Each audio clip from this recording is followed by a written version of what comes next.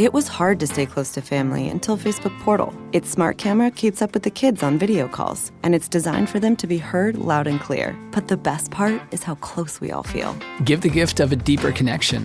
Facebook Portal. Share something real. Empire.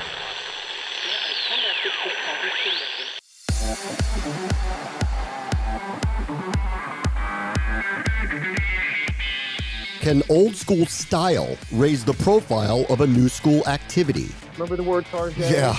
We sort of laughed that Target had a much nicer shopping experience.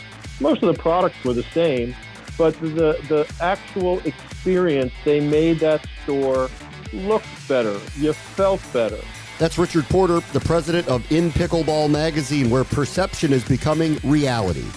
This is the Future Sport Podcast. I'm Bram Weinstein.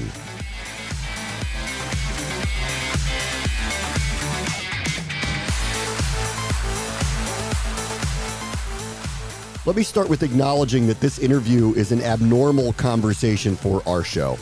InPickleball magazine is the opposite of futuristic or tech-savvy. It's a high-end coffee table magazine about a leisure sport that is growing fast and gaining traction among celebrities.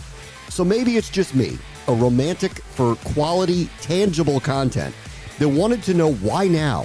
Why produce an expensive magazine when everyone is making shorter, consumable, mobile content? In the end, you'll see that the old-fashioned way of growing a brand still has merit.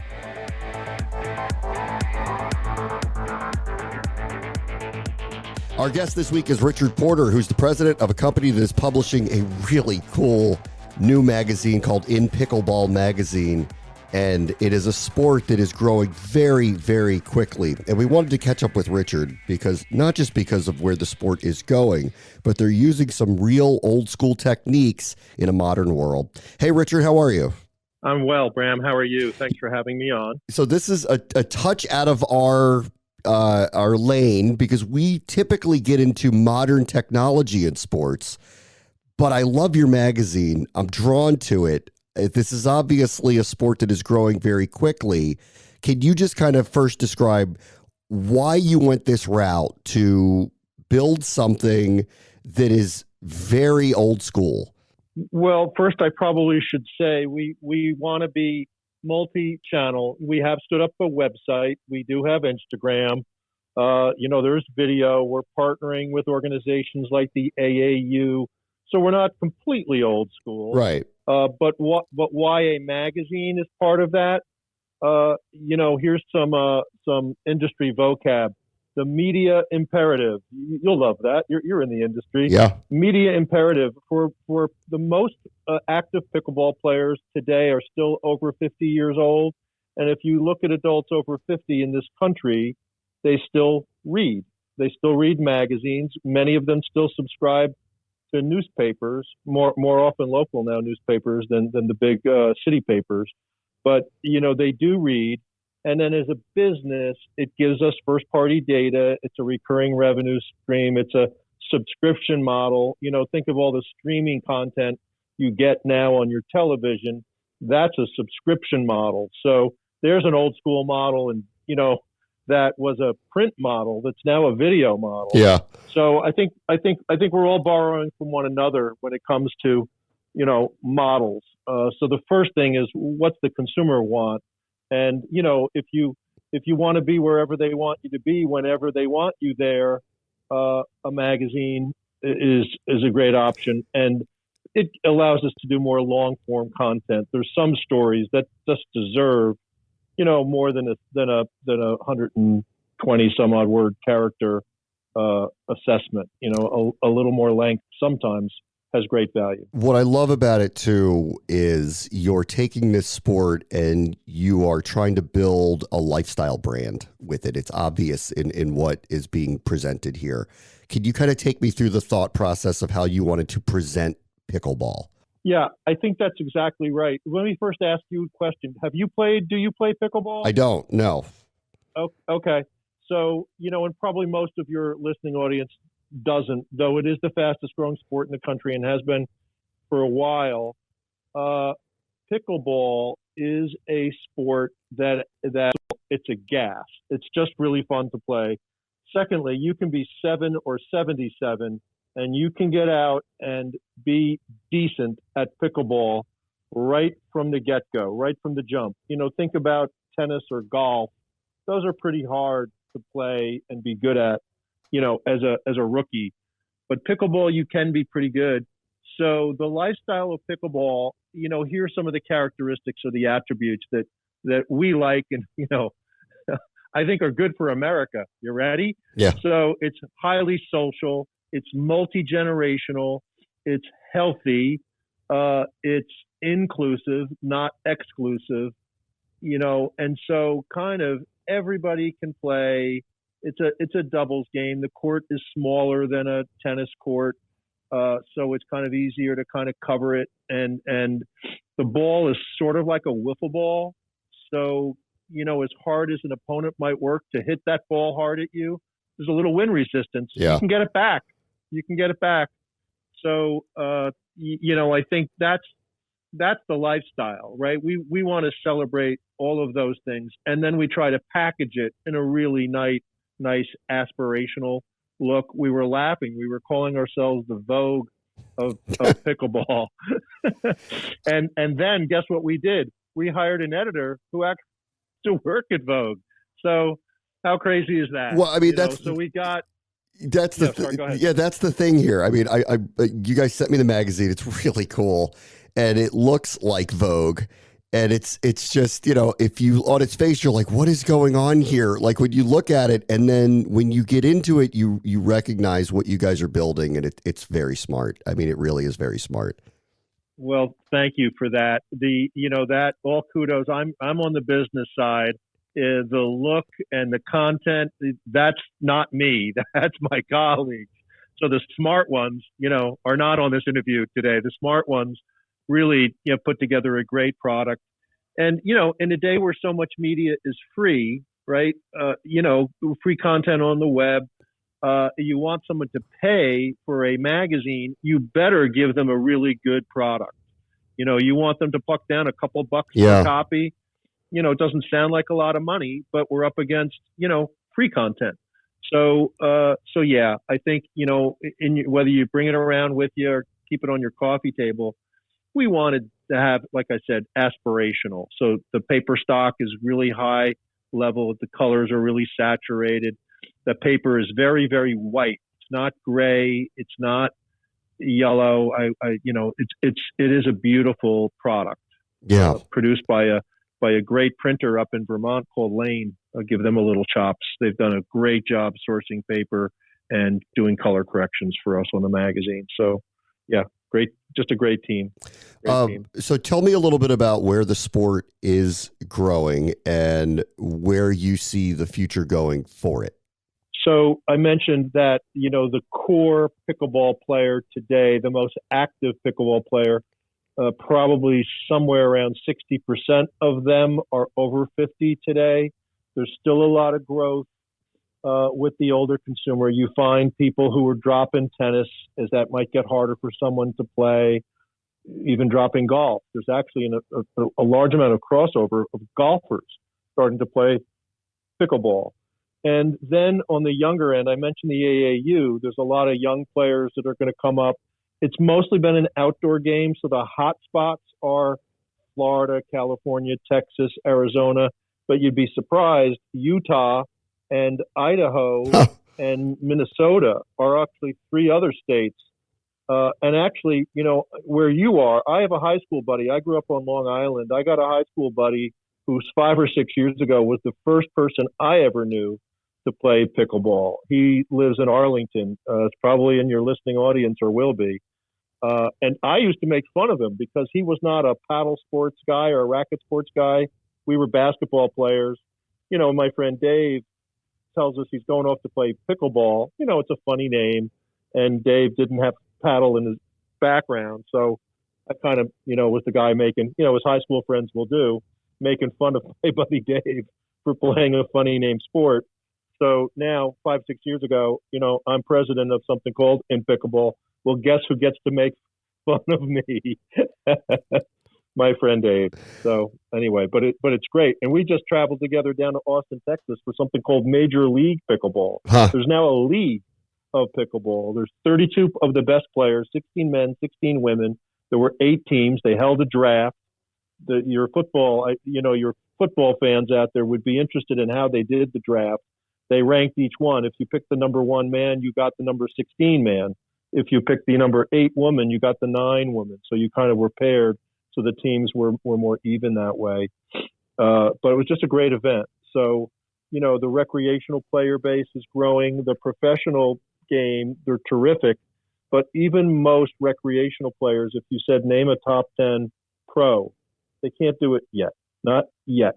The pros are still not well known. I don't know, tennis in 1930s. Right? Can you name a 1930s tennis player? Probably not. No. But in 70s, John McEnroe, Chrissy Evert, Jimmy Connors, right? The game took off. Probably Arthur Ashe was the guy who made that happen in this country in 1968. But so it's coming. And it's a fun game because it's great to watch and it's great to play. You're a sports guy. There's a lot of sports you cover that are great to watch, kind of hard to play at a certain age. But football is one of them, right? Sure. Then there's a lot of games that are pretty easy to play, but not as many people watch. So kind of the media consumption and the participation matter. Today, probably the one sport that's got the best marks there, probably soccer in this country, right? Participation is growing, viewership is growing, readership, web. Look at media consumption on soccer. It's through the roof. But pickleball, here we come. We're coming. I want to go back to the aspirational side of it and how you thought through making it an aspirational lifestyle when it is so easy to enter, it is inclusive, it is not hard to get paddles and rackets and balls and start a game somewhere. I looked at this magazine and I'm looking at it and going, this feels something out of polo or racing in Monaco. And yet those are true, exclusive. It's almost impossible to get into it unless you are of a certain wealth, unless you have certain access points. How did you kind of think through a game that is simple and easy to get into and try to present it in a way that it is aspirational lifestyle? Well, I think respect the consumer, respect the reader, right? Who among us think we're not, doesn't care, what's the old line? I care how I look, not how I feel. Yeah. The comedian who did that. Yeah. Is that Billy Crystal? I look wonderful. It's better to look good than to feel good. Yes. Than to feel good, right? Yeah. So and then in the retail landscape, there's kind of an interesting example, I think.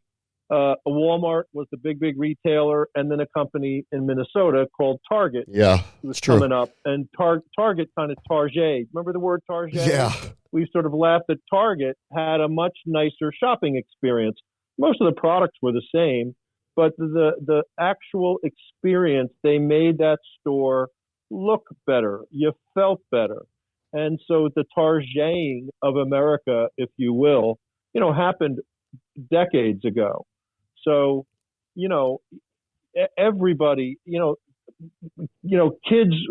from families that don't have a lot of money want to wear the very best sneakers. Think about the sneaker economy, man. People, and don't scuff up my shoe, right? If I'm wearing those sneakers, I want them to be, to be just perfect. So I think it's respect the reader. And, from a business perspective, if I want to charge somebody for it, boy, I better give them quality. The magazine industry, you talked about old school.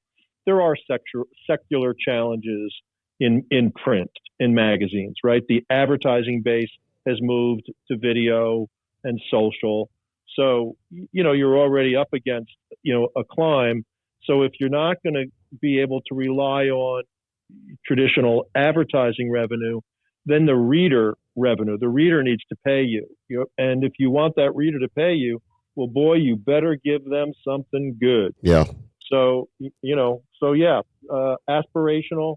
Who among us wouldn't wouldn't want tomorrow to be a little better than today. You ever wake up and say, gee, I hope tomorrow's not as good as today was. I'm looking forward to a down day tomorrow. All of us wake up hoping today's slightly better day, a little better. So we do you want your kid's life to be a little bit better than your life was? Of course you do, right? So we all respect the past, but we're all aspirational, other than the pessimists, But if you're a cynic or a pessimist, you probably shouldn't subscribe to my magazine.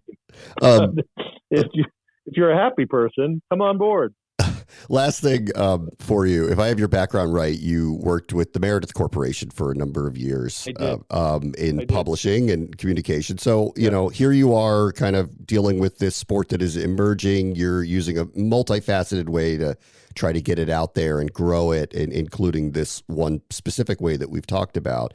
I wonder how you just view communication to the younger modern sports fan in a technological world to kind of bring it back to where our lane is, which is future sport. How do you see communicating to the young generations moving forward? So our second issue, the cover story, is will pickleball be a summer games exhibition sport? 2028, the Olympics move to Los Angeles. And, we were just in Japan, was an Olympic sport. Surfing's a fun sport. That's mostly younger people who surf. So we, as an industry, you need 75 countries to be an Olympic sport. I think 63 signed up to say, yeah, we like that idea. The host country gets to pick it. Breakdancing is going to be an exhibition sport in Paris, by the way. Who knew breakdancing was a sport? But it apparently is in France, so good for them. So we would love pickleball to be that, but you need a threshold then of youth participation because, not a lot of people want to watch 60-year-olds play pickleball. They probably prefer watching the 20-year-olds. So we've partnered with the AAU. The AAU leads kids up to the Olympics, to the Junior Olympics, right? AAU, track and field, basketball, the Sullivan Awards, gymnastics, just great legacy with the youth. And so, so that's one way, getting the sport on air, getting people out playing. Our first issue, we did a story about a high school teacher who introduced pickleball to kind of the jocks and the nerds, if you will. He didn't call them that, but what's the game that the athletes are still going to love because it's a game? And what's the game that the kids who don't love phys ed would actually give a shot because it's kind of fun? And so he brought pickleball. He's in Arizona. And now there's 2 other schools there. They're applying to make pickleball a varsity sport in high school. There are 28 college teams that have club teams, from around the country. Some are SEC, some are Big 12. There looks like next year there's going to be a tournament amongst these college teams. And one of the best women player in the world is a woman named Annalie Waters. She's 14. So she's just a great voice, and for that generation, peer to peer. I mean, come on, who wants to hear from me? If you're 14, you want to hear from the old guy from the magazine business, or do you want to hear from Annalie Waters, who loves the game? So I think those are the attributes. And the game was originally founded in 1965, by the way. It was invented by 3 dads on Bainbridge Island who were trying to, their kids were sitting around on a cloudy day saying, there's nothing to do. And so these guys invented pickleball to get their kids out and about. So the beginning of the sport was about kids. So I think they think about backyard, volleyball or badminton. It's kind of easy to barbecues. It's easy to get families out and play. Richard Porter is the president of InPickleball magazine. Thank you so much for joining us. Thanks for having me, Bram. On the next Future Sport podcast, flipping the script on just getting through your exercise routine. We think that fitness for the longest time has always been about the end of the workout. So how do you feel at the end of your workout? How many calories did you burn? But no one ever talks about the actual workout experience, like how you felt during the workout. That's Andy Huang, founder of Averon, who built a rowing machine that includes an advanced gaming system to help those reluctant gym goers find a new way to power through their workouts. That will do it for this episode. As always, the future is now. This is the Future Sport Podcast. I'm Bram Weinstein.